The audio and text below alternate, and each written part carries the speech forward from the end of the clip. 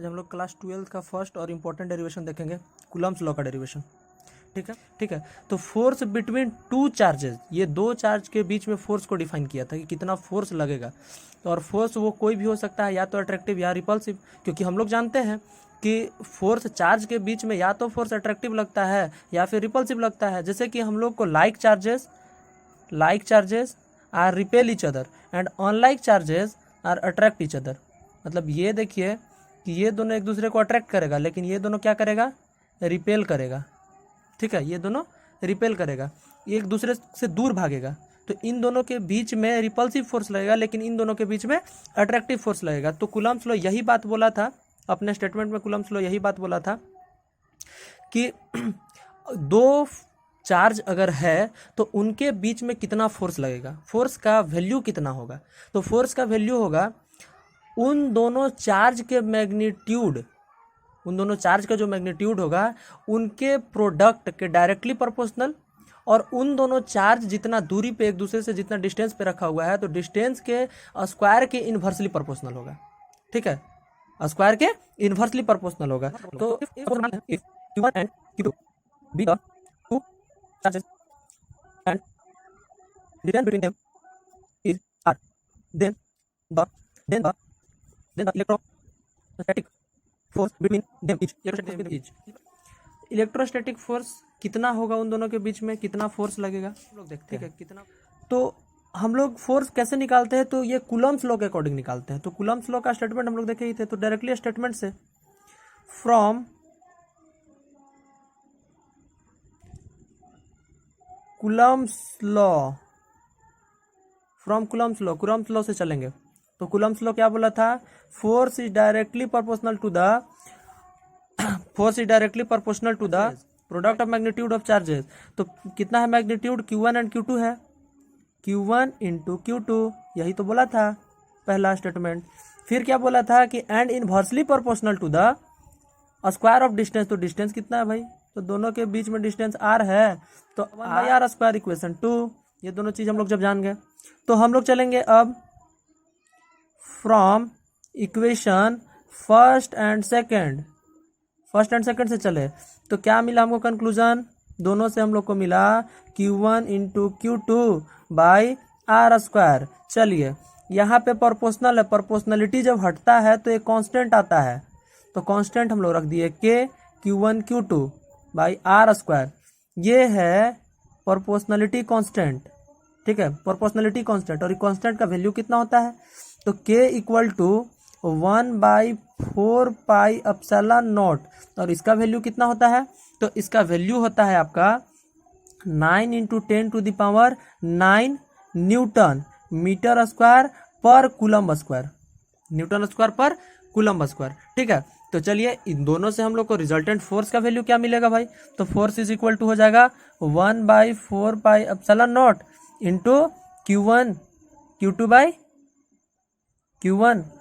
By r square. ये हो गया फोर्स, यही वैल्यू आएगा आपका फोर्स का। ठीक है, ये आपका फोर्स का वैल्यू आएगा, ये आपका रिजल्टेंट फोर्स आ गया। दो चार्ज के बीच में फोर्स कितना होता है, तो 1/4 pi epsilon not into Q1 Q2 by r square. तो चलिए एक एग्जांपल लेके हम लोग देखते हैं। तो हम लोग देख रहे थे एग्जांपल में देखिए दिया हुआ है 8 माइक्रो कूलम्ब। ये देखिए माइक्रो कूलम्ब है, ठीक है, माइक्रो कूलम्ब और 5 माइक्रो कूलम्ब, एक प्लस में एक माइनस में है, तो प्लस, और देखिए दोनों का नेचर अलग अलग है, अपोजिट नेचर है, तो दोनों के बीच में अट्रैक्टिव फोर्स लगेगा। तो कितना फोर्स लगेगा वो निकालना है। तो देखिए ये माइक्रो कूलम्ब है, ये भी माइक्रो कूलम्ब है, और ये डिस्टेंस सेंटीमीटर में है। हम सबसे पहले इसको चेंज करते हैं उसके SI यूनिट के टर्म में, SI यूनिट में चेंज करते हैं। तो SI यूनिट में चेंज करेंगे पहला, तो Q1 कितना वैल्यू दिया हुआ है, 8 माइक्रो कूलम्ब। देखिए साइन नहीं लेते हैं इसमें, जब भी हम लोग कैलकुलेशन करते हैं तो साइन नहीं लेते हैं, ओनली मैग्नीट्यूड लेते हैं। ठीक है, चार्ज पॉजिटिव है नेगेटिव है कोई फ़र्क नहीं पड़ता है। ठीक है, हम लोग मैग्नीट्यूड ओनली कैरी करते हैं। तो Q1 कितना है, 8 micro coulomb is equal to, इसको क्या कर सकते हैं, माइक्रो कूलम्ब से कूलम्ब में चेंज करने के लिए 10⁻⁻6 कूलम्ब हो जाता है। ठीक है, 10⁻⁻6। ठीक है, Q2 का वैल्यू कितना है भाई, Q2 का वैल्यू है 5 माइक्रो कूलम्ब। इसको हम लोग जब कूलम्ब में चेंज करेंगे तो 5 इंटू 10⁻⁻6 कूलम्ब। हो जाएगा। तो हम लोग 5 × 10⁻⁻6 कूलम, ठीक है। अब देखिए डिस्टेंस है सेंटीमीटर में, आर कितना दिया हुआ है 10 सेंटीमीटर। अब देखिए सेंटीमीटर, तो सेंटीमीटर तो ऐसा यूनिट नहीं होता है, तो अब इसको ऐसा यूनिट में कन्वर्ट करेंगे किसमें, मीटर में। तो मीटर कितना हो जाएगा, कितना मीटर हो जाएगा, इसको हम लोग लिख सकते हैं 10 × 10⁻⁻2 मीटर लिख सकते हैं कि नहीं लिख सकते हैं, लिख सकते हैं। चलिए तो जब इतना लिख सकते हैं, अब चलिए हम लोग कूलम्स लॉ पे आते हैं। तो हम लोग जानते हैं जैसा कि F = 1/4πε0 इंटू Q1 Q2/r², ठीक है। तो F = क्या हो जाएगा 9 × 10⁻9 इंटू Q1 का वैल्यू है 8 × 10⁻6 इंटू Q2 का वैल्यू है 5 × 10⁻6 डिवाइडेड बाय आर के जगह पे कितना 10 × 10⁻2 का होल स्क्वायर होगा।